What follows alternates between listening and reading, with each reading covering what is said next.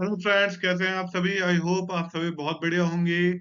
मैं दीपांश जैन पाइथन की आज लेकर आया हूँ डे 14 की सीरीज में फंक्शंस इन पाइथन।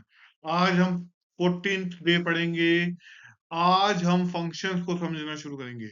आज से अगले 3-4 दिन हम सिर्फ फंक्शंस के बारे में समझेंगे, फंक्शंस के बारे में पढ़ेंगे और फंक्शन कितने ज्यादा इंपॉर्टेंट हैं वो समझेंगे। देखिए, फंक्शन हर प्रोग्रामिंग लैंग्वेज में होते हैं। किसी में ज्यादा होंगे, किसी में कम होंगे। तो पाइथन के अंदर भी हम जो फंक्शंस पढ़ेंगे, कल हम फंक्शन के टाइप्स को पढ़ेंगे, फिर एक एक करके उन सारे फंक्शंस को डिटेल में समझेंगे। तो चलिए जल्दी से आगे बात करते हैं। Functions in Python. A function in Python is a reusable block of code, यानी कोड ऐसे रीयूजेबल ब्लॉक ऑफ कोड हैं, मतलब ऐसे ब्लॉक ऑफ कोड है जिनको हम दोबारा भी यूज कर सकते हैं। Design to perform a specific task, जिन्हें डिजाइन करा गया है किसको परफॉर्म करने के लिए? स्पेसिफिक टास्क को परफॉर्म करने के लिए। It helps in structuring programs, reducing redundancy and improving code readability, यानी जिसकी मदद से हम स्ट्रक्चरिंग प्रोग्राम्स कर सकते हैं, प्रोग्राम्स का स्ट्रक्चरिंग कर सकते हैं। रिड्यूसिंग रिडंडेंसी, यानी डुप्लीकेसी जो हो रही है, बार बार जो प्रोग्राम को हमें लिखना पड़ रहा है उसको कम कर सकते हैं। और इम्प्रूविंग कोड रीडेबिलिटी, यानी कोड रीडेबिलिटी को बढ़ा सकते हैं, यानी कोड आराम से पढ़ के समझ में आने लग जाए, ऐसा उसे कर सकते हैं with the help of functions. आइए, की features of function in Python क्या होता है। देखिए, सबसे पहले मॉड्यूलरिटी। मॉड्यूलरिटी क्या हो गया? मॉड्यूलरिटी एक तरह का कॉन्सेप्ट हो गया है कि फंक्शन को कैसे करेंगे। Function allow breaking a program into smaller manageable part, यानी सबसे पहले क्या हुआ, पूरे फंक्शन को कुछ छोटे छोटे टुकड़ों में बांट देगा और टुकड़ों को बहुत इजीली हम क्या कर पा रहे हैं? मैनेज कर पा रहे हैं। सेकंड कह रहा है कोड रियूजेबिलिटी, यानी कोड को रियूजेबल करने, यानी कोड को दोबारा से यूज करने में ये मदद करता है। Write a function once and use it multiple times, यानी एक बार फंक्शन लिखो, उसे कई बार यूज करो। ठीक है ना? ये बिल्कुल उसी तरह से है कि एक बार हमने किसी बैंक में पैसे जमा कराया, बार बार निकाले जा रहे हैं, निकाले जा रहे हैं। इम्प्रूव्ड रीडेबिलिटी, रीडेबिलिटी बढ़ाता है फंक्शन। फंक्शन कैसे रीडेबिलिटी पर बढ़ाता है, अभी आगे आपको समझ में आएगा। Function make the code cleaner and easier to understand, यानी कोड को वो बहुत इजी बना देता है, बहुत जो है लचीला समझ लीजिए, ऐसा बना देता है ताकि हम उसको बहुत इजीली समझ पाए।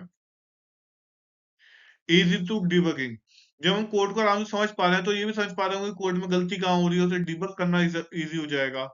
तो errors can be isolated and fixed in specific functions without affecting other parts of the program, यानी प्रोग्राम के बिना किसी अदर पार्ट को जो है अफेक्ट करे, हम एरर्स को ढूंढ सकते हैं, उन्हें फिक्स कर सकते हैं। तो आई होप आपको एक चीज समझ में आ रही होगी। चलते हैं नेक्स्ट स्लाइड की तरफ। सिंटैक्स ऑफ ए फंक्शन, एक फंक्शन का सिंटैक्स। अब फंक्शन कैसे लिखा जाएगा उसका थोड़ा सिंटैक्स बताया यहाँ पे। Function in A Python is defined using the diff keyword. कौन से कीवर्ड का यूज करेंगे? डिफ कीवर्ड का यूज करेंगे। जो आपको ये DEF डिफ लगा दिख रहा है, ये डिफाइन कर रहा है किसको? फंक्शन नेम को। और पैरामीटर्स को पास कर रहा है। पैरामीटर एक भी हो सकता है, एक से ज्यादा भी हो सकते हैं। पैरामीटर्स लिख दिया मैंने यहाँ पे। अब ये आपको जो ट्रिपल कोट्स में लिखा दिख रहा है, ये है डॉक स्ट्रिंग। होता क्या है? ऑप्शनल स्ट्रिंग होती है doc string. Describe the purpose of the function, ये क्या कर रही है? फंक्शन का पर्पस बता रही है हमें डॉक स्ट्रिंग। कुछ प्रोग्राम्स में डॉक स्ट्रिंग लिखी जाती है, कुछ में नहीं लिखी जाती है। इतनी बड़ी चीज नहीं है, ऐसे समझ लीजिए एक तरह का कमेंट ही है ये भी। ये ऐसा कमेंट है जो आपको सिर्फ इतना बता रहा है कि ये फंक्शन किस लिए यूज हो रहा है, इसका बाकी कोई और रोल नहीं है। अब बाकी हम यहाँ पे अपना कोड लिखेंगे। उसके बाद अगर हमें नीड है, ऑप्शनल है ये कंडीशन, जो चौथी कंडीशन है ये ऑप्शनल है, रिटर्न वैल्यू। रिटर्न वैल्यू हो भी सकती है, नहीं भी हो सकती है, अकॉर्डिंग टू कोड है वो। कि आपका किस तरह का कोड है, आपका क्या मोटिव है उसके अंदर, तो वो रिटर्न हो सकती है या डायरेक्ट प्रिंट भी कर सकते हैं, या हो सके इनमें से कुछ भी ना हो। ठीक है ना? तो आई होप आपको ये चीज समझ में आ रही होगी। आगे बढ़ते हैं। कीवर्ड्स। अब जरा फंक्शन के कीवर्ड समझ लीजिए, क्योंकि आज आप फंक्शन को अच्छे से समझिए, कल फंक्शन के टाइप को अच्छे से समझिए। उसके बाद धीरे धीरे मैं build function, lambda function, recursive function और यूजर डिफाइंड फंक्शन सारे अच्छे से आपको समझाऊंगा। लेकिन आज कॉन्सेप्ट को अच्छे से फंक्शन के समझिए कि फंक्शन क्या होता है, उसको कैसे यूज करा जाता है। फिर कल उसके टाइप को समझेंगे। सबसे पहले डिफ डिफ मैंने अभी आपको बताया, ये क्या कर रहा है, डिफाइन कर रहा है फंक्शन को। तो keyword use to define a function. Function name. अब भाई फंक्शन को जब डिफाइन कर दिया तो फंक्शन का कोई नाम भी तो होगा। भाई मान लीजिए किसी ने कह दिया कि जो है आप इंसान है, तो आपका कोई नाम तो होगा कि भाई रामू, श्यामू, मोहन, कुछ भी। ठीक है ना? तो function name, name of the function must follow naming conventions. Naming convention को यानी नेमिंग रूल्स का यहाँ पे फॉलो जरूर करेगा ये। चलिए। Parameters, values that the function can accept. ऐसी वैल्यूज जो फंक्शन क्या करेगा, एक्सेप्ट करेगा। जो फंक्शन वैल्यूज ले सकता है वो वैल्यूज हम पैरामीटर्स में लेते हैं। तो मैंने इसलिए कहा था ये एक भी हो सकती है और एक से ज्यादा भी हो सकती है। डॉक स्ट्रिंग मैंने अभी आपको बताया, describe what the function does, कि फंक्शन क्या कर रहा है इस बात को डिस्क्राइब करता है कौन, doc string. Enclose in triple quotes. Triple quotes में ये जो है होता है। मैंने आपको बताया था सिंगल कोट में आपका नॉर्मल स्ट्रिंग आएगा, डबल कोट में आपका नॉर्मल स्ट्रिंग आएगा। लेकिन ट्रिपल कोट की जो स्ट्रिंग होती है वो आपकी थोड़ी स्पेशल हो जाती है, वो भी एक तरह की स्ट्रिंग ही है। बट ट्रिपल कोट में अगर आप लिख रहे हैं तो डॉक स्ट्रिंग आप हो सकता है लिख रहे हो। तो आई होप आपको ये चीज समझ में आ रही होगी। रिटर्न। रिटर्न क्या कर रहा है, sends the output back to the caller. यानी कॉलर से आप यहां समझिए कि जो भी प्रोग्रामर है या जो भी पर्सन है जिसने कॉल करी है फंक्शन को, उसको आउटपुट दे रहा है। ठीक है? उसको वापसी में आउटपुट दे रहा है वो, कि इसका आउटपुट ये आ रहा है भैया। ठीक है, देखिए। How to call a function. एक फंक्शन को कॉल कैसे करते हैं, अभी फंक्शन बनाना हमें समझ में आ गया था, फंक्शन को कॉल करना समझते हैं। Execute a function, use its name followed by parentheses। यानी जब भी हम एग्जीक्यूट करेंगे किसी फंक्शन को, यूज करेंगे उसका नाम का और किसका, उसके पैरेंथेसिस का। ठीक है ना? पैरेंथेसिस का यूज करते हुए देखिए कैसे। जैसे यहाँ पे एक फंक्शन नेम और उसके आर्गुमेंट्स देंगे हम। देखिए एग्जांपल, एक बेसिक फंक्शन का हमने डिफ लगा के फंक्शन का नाम दिया ग्रीट, और यहाँ पे मैंने कोई भी अंदर पैरामीटर पास नहीं करा है। ठीक है? अब ये सिंपल फंक्शन है टू प्रिंट ए ग्रीटिंग, जो ग्रीटिंग को प्रिंट करने के लिए है। तो प्रिंट क्या कर रहा है, ये हेलो वेलकम टू पाइथन, ये प्रिंट कर रहा है। अब इसको मैं कॉल कैसे करूंगा फंक्शन को, तो भैया फंक्शन का नाम क्या है, ग्रीट। उसके पैरामीटर लगाया। ठीक है? पैरेंथेसिस लगाए। अगर उसकी कोई पैरामीटर्स हैं तो मैं अंदर इस ब्रैकेट के अंदर, इन पैरेंथेसिस के अंदर मैं उस पैरामीटर को पास करूंगा। नहीं है तो नहीं पास करूंगा। जैसे यहाँ पे नहीं है तो यहाँ पास नहीं करूंगा मैं। और सीधा मैंने जैसे ही लिखा ग्रीट और पैरामीटर्स लगा, पैरेंथेसिस लगाए, तुरंत ये कॉल हो गया और इसने कॉल करके सीधा यहाँ आ गया।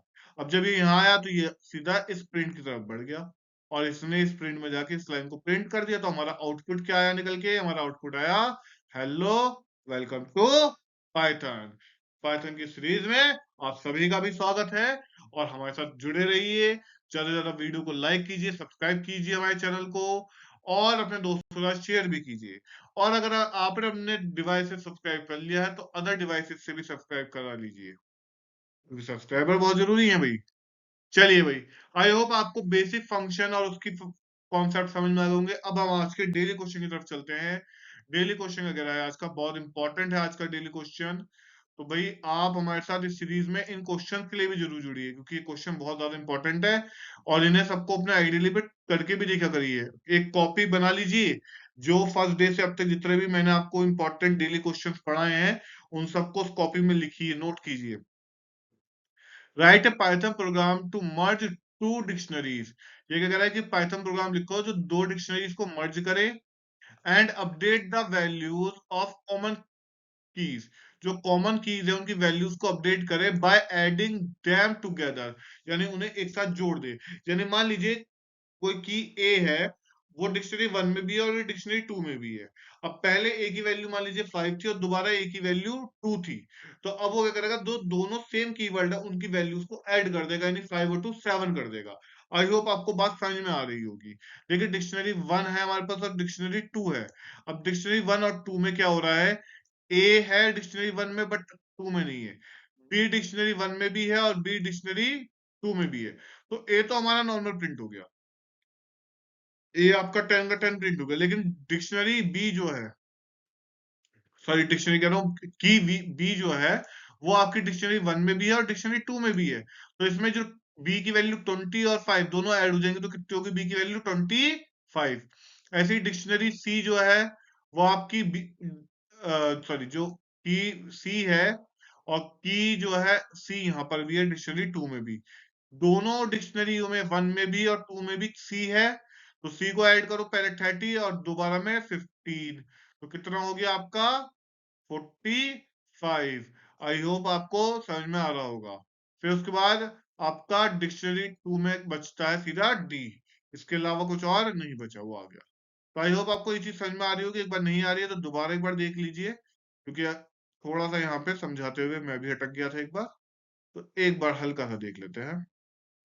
देखिए डिक्शनरी वन और डिक्शनरी टू दो डिक्शनरी है। डिक्शनरी वन में ए की वैल्यू 10 है, लेकिन डिक्शनरी टू में तो ए कहीं भी अवेलेबल है ही नहीं, तो भैया ए की वैल्यू 10 हो गई हमारी। देखिए डिक्शनरी वन में तो हमें दिख रहा है कि जो है ए की वैल्यू 10 है, लेकिन डिक्शनरी टू में कहीं भी ए नहीं है, तो हमने ए की वैल्यू तो हमारी एज इट इज आ गई।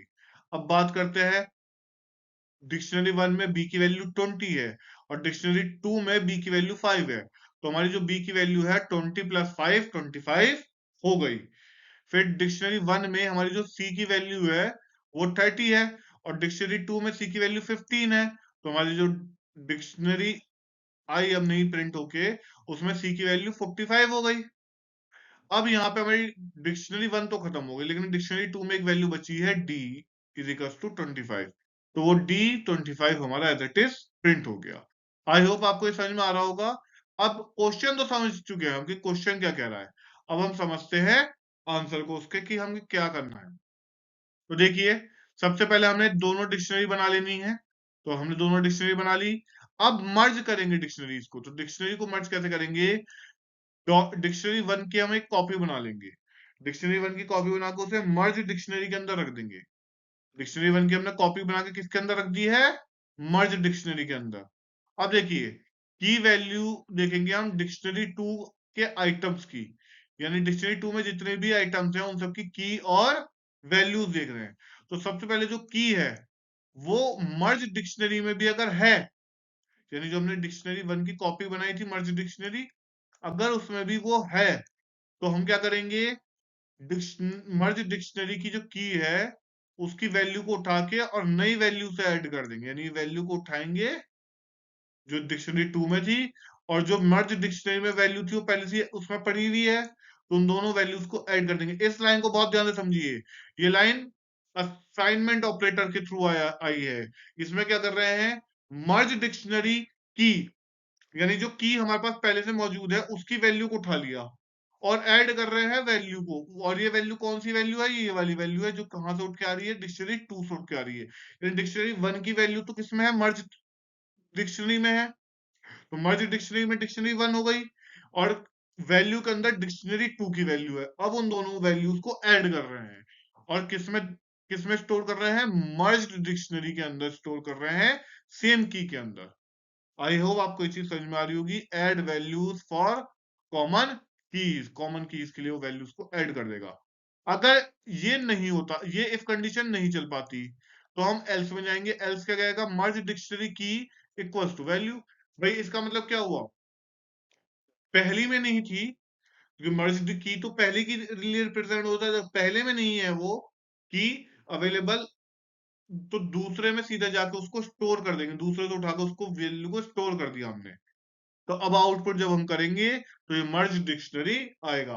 आई होप आपको ये क्वेश्चन समझ में आया होगा। इसको अपने आइडियली पे जाइए, परफॉर्म कीजिए। एक नहीं 2 बार वीडियो देखिए, 3 बार वीडियो देखिए, बार-बार क्वेश्चन को अच्छे से समझिए। अगर क्वेश्चन अब भी समझ में नहीं आ रहा होगा तो मुझे कमेंट करके बताइएगा। मैं जो है अगली एक वीडियो जो आएगी उससे पहले ये वीडियो बना के अलग से आपको दे दूंगा, ताकि आपको ये क्वेश्चन बहुत ज्यादा इंपॉर्टेंट है, समझ में आए।